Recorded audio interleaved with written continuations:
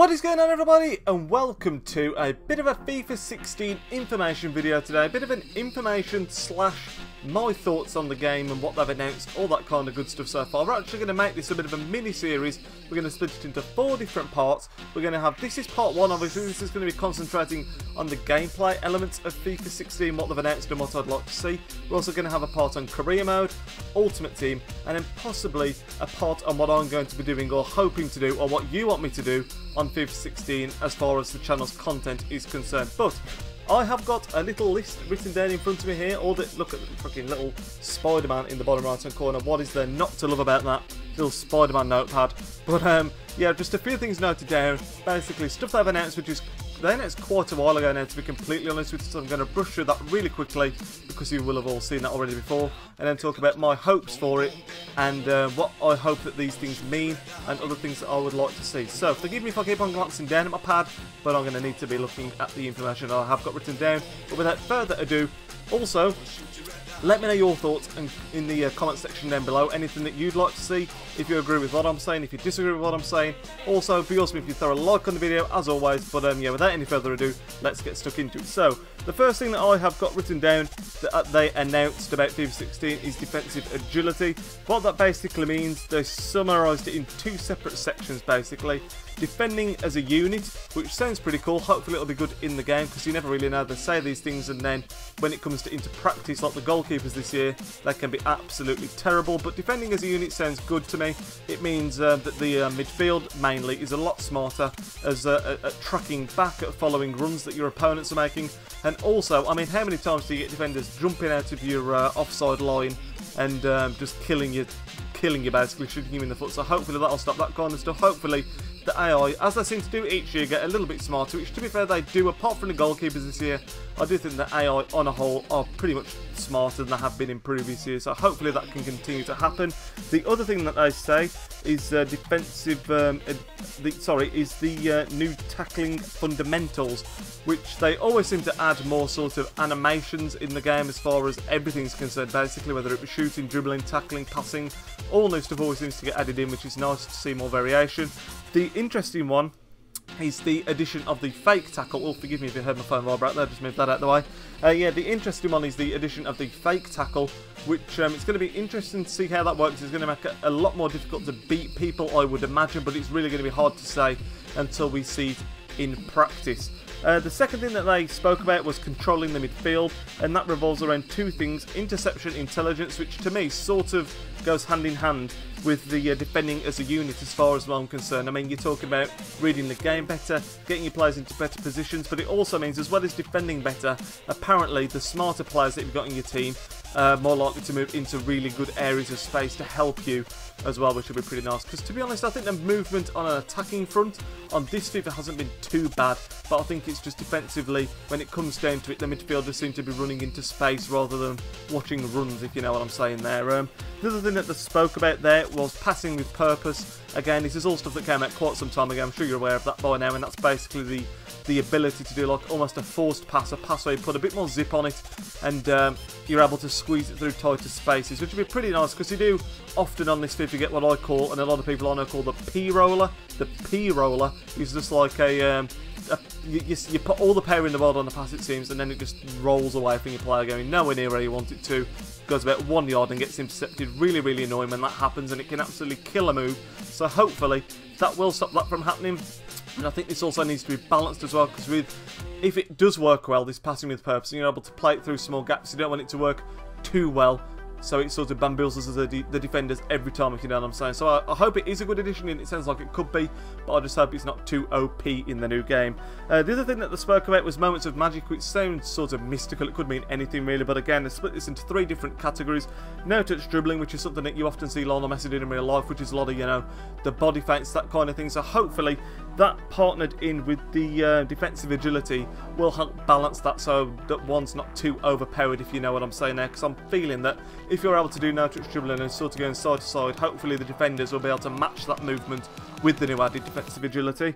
The other thing that they spoke about was dynamic crossing, which sounds good again. I mean, last FIFA, the heading was absolutely ridiculous. It was so OP. This year it's nowhere near as good, and I do hope they managed to find a balance. They did mention in this that you'll see a lot more of your attackers running into the space, so the ball's being played into the space rather than just locking onto the players, and then your attacker's able to run onto it and meet it with a bit of metal, which would be pretty cool to see, sort of like Alan Shearer-esque headers. But that'll be nice to see, but like I said, they really do need to find the balance somewhere between FIFA 14 and 15 in terms of heading, in my opinion. 15, it wasn't powerful enough, I don't think, but 14 it was overpowered, so somewhere in the middle would be about right in my opinion. The other thing I spoke about was clinical finishing, which is pretty self-explanatory really. Apparently you're going to be able to feel where the ball, I keep on doing that and I'm doing it at the goddamn screen, you'll be able to feel where the ball is at the player's feet a bit easier, and just finish a lot nicer if you meet the ball well. So I don't know if that's going to be more OP for the finesse shots. I mean, it could be anything really, but clinical finishing, we'll see. FIFA Trainer, something that I'm pretty sure won't interest any of you that are watching this, because most people that watch the FIFA stuff are pretty adept at FIFA already usually.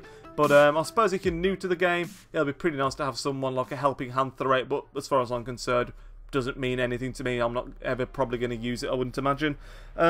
That pretty much covers all the gameplay features that have been added in. Of course, there's been some new game modes like foot draft, that kind of thing, and the women in the game.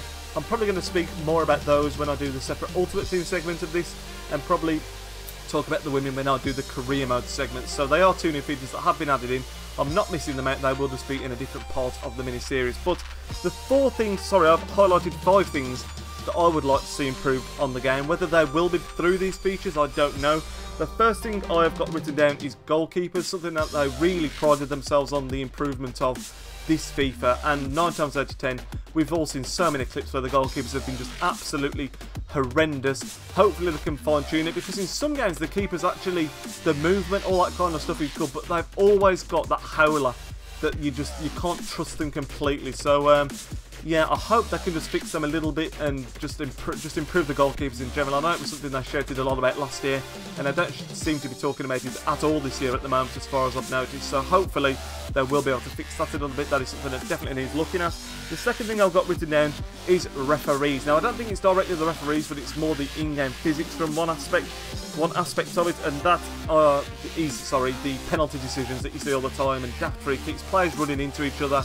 And it technically is a penalty, but because of the game physics, that the kind of shit shouldn't even be happening in the first place, if you know what I mean. There's players like tangling legs off the ball, running into each other, leaping over each other, and you somehow get a penalty, and it's often pretty ridiculous, to be honest. So I don't know whether to put that under the referees or the in-game physics that need fixing a little bit, but that's something that definitely needs fine-tuning.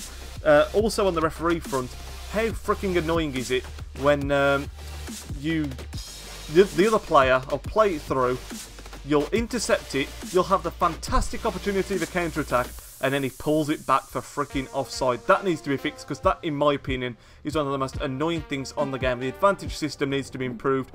When someone gets caught offside, if you're on the break, don't pull it back. Let you have the break and play on. That needs to be sorted, definitely. And talking to the in-game physics as well, the throw-ins are a bit irritating, because every now and then you'll throw it to your own player and he just lets it go past him, and then sometimes I've had it where you've done that, it's gone past your player, and then your opponent's basically ended up through on goal, which is ridiculous. So that needs to be looked at as well.